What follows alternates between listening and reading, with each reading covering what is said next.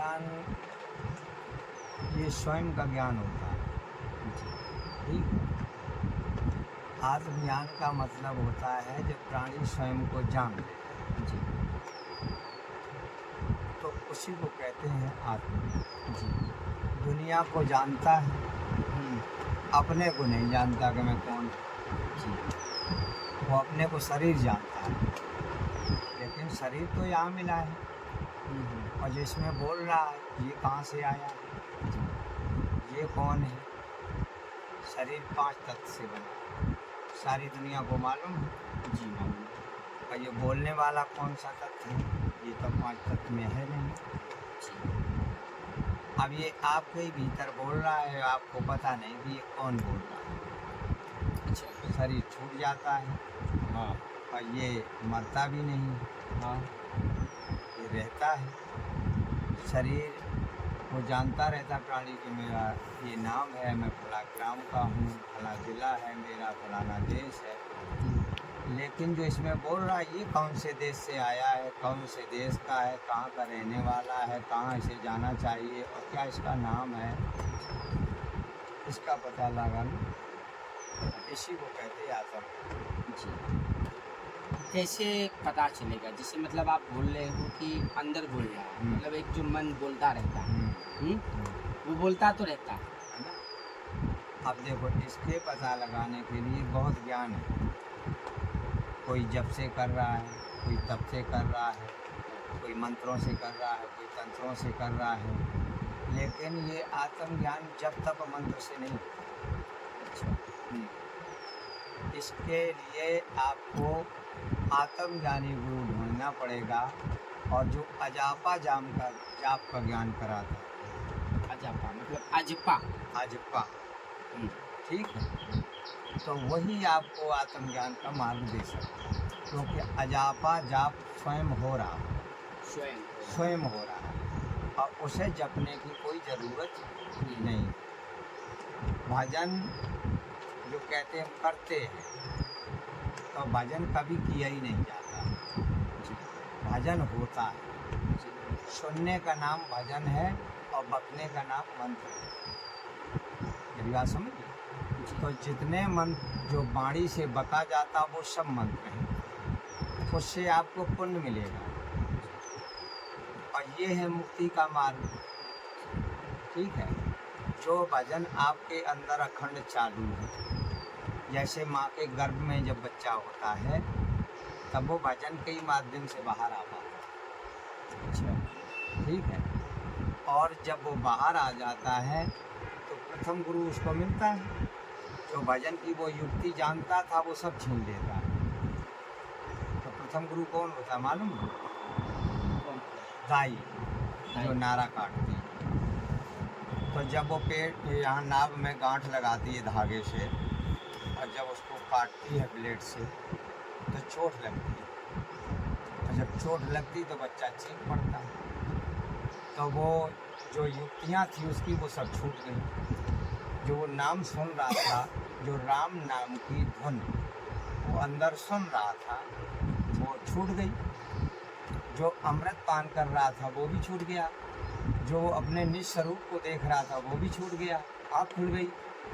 जो वो कानों से सुन रहा था, अंदर के कान, हृदय के कानों से, वो धुन भी छूट गई, क्योंकि बाहर के कान खुल गए। तो माताएं बहनें क्या करती हैं, जब वो रोता है चोट लगने पर तो वो क्या सोचती हैं कि ये बहरा तो नहीं, और डंडी लेके और थाली लेके खूब उसके कान के पास बजाती हैं, माताओं से पूछना। ठीक है। तो तब वो सोचती हैं कि बहरा नहीं सुनता है।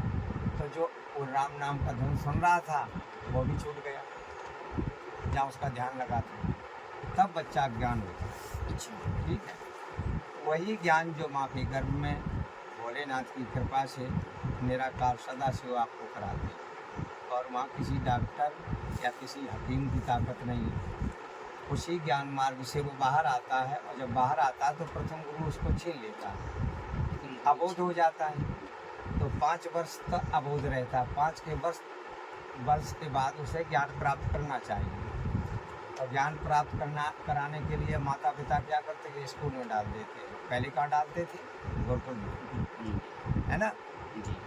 तो अब वो पढ़ाई भी नहीं है, वो संस्कार भी नहीं है। तो आत्मज्ञान के इच्छा तो हर प्राणी के अंदर है, लेकिन जब वो टीचर मिले या वो गुरु प्राप्त हो या उसकी जानकारी हो तब प्राप्त होगा। जी। तो तमाम ज्ञान तो बढ़ रहे हैं। कोई कहता कि ये नाम जपो, कोई कहता वो नाम जपो, कोई कहता वो नाम जपो। तो आखिरकार कितने भगवान हैं? हम तो जा असमंजस में पड़े हैं। लगता ही है महाराज जी। कितने भगवान हैं, कितने और भगवान ये सभी कहते हैं कि भगवान एक ही है। तो क्यों हम भ्रम फैलाएं? हम ये झूठा जाल क्यों फैलाएं कि ये जाप जपो, वो जाप जपो, वो जाप जपो, जबकि जाप अजापा है, तुम्हें जपने की जरूरत ही नहीं। वो तो स्वयं चालू है, अखंड, जिसका कोई खंड ही नहीं। ठीक है, तो जब हम उसको नहीं जान पाएंगे, भजन हम करेंगे तो भजन करने से होगा क्या? भजन करने से तो जो हम कहेंगे, जो बकेंगे, वो तो मंत्र हो गया। तो जितने मंत्र हैं सब पुण्य के लिए हैं। अच्छा, जितने मंत्र हैं सब पुण्य के लिए। पुण्य के लिए। और दो ही बीज हैं, पाप और पुण्य, तीसरा तो नहीं। पाप और पुण्य, दो पाप और प्राणी क्या करता है? पाप और पुण्य। कोई अधिक पुण्य करने लगता है, जब पाप से उसे डरने लगता है, तो डर लगता है, तो वो अधिक पुण्य की तो ओर चल देता है। तो दोनों बीज तो जन्म मरण के लिए, फिर मुक्ति कब होगी? ये संसार राम की रचना, दीना काया खेत, पाप पुण्य दो बीज बनाए जन्म मरण के हेत। जब दोनों बीज पता है कि इनसे जन्म मरण नहीं छूट सकता, तो लोगों को मैं क्यों झूठ कहूँ कि इनसे मुक्ति हो जाएगी?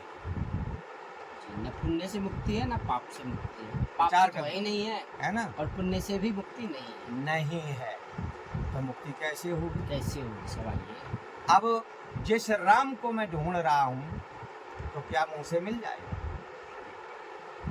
चौपाई कह रही है उसी रामायण की जो रामचरितमानस में लिखी रखी कि राम ना सके राम गुण गाए, और राम ने भी पूजा राम की थी।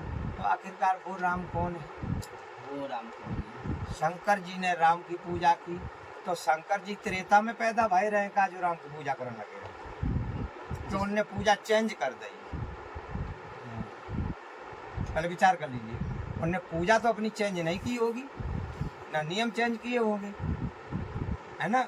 तो पूजा तो शंकर जी अनंत से कर रहे और राम की पूजा कर रहे।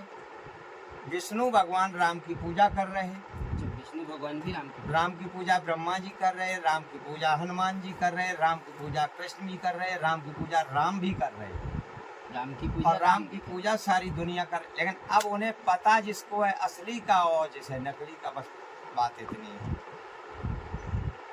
वाणी से जपोगे तो पुण्य होगा।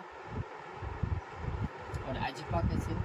4 राम हैं, एक राम दशरथ का बेटा, एक राम घट घट में लेटा, एक राम ने जगत पसारा, और एक राम है सबसे न्यारा। आपको किस राम की पूजा करनी है? सबसे न्यारा। समझ रहे हो आप? तो दशरथ के जो बेटा थे वो तो त्रेता युग में जन्म लिया, अवतार लिया, है ना। अब गुरु से दीक्षा धारण करके, गुरु से ज्ञान प्राप्त करके, और उन्हें वो मर्यादा से अपना जीवन पालन करके निकले जो उन्हें मर्यादा पुरुषोत्तम भगवान कहा गया। ठीक है। दूसरा अवतार उनका कृष्ण में हुआ। तो राम जी आए और सारा विश्व को जनाए।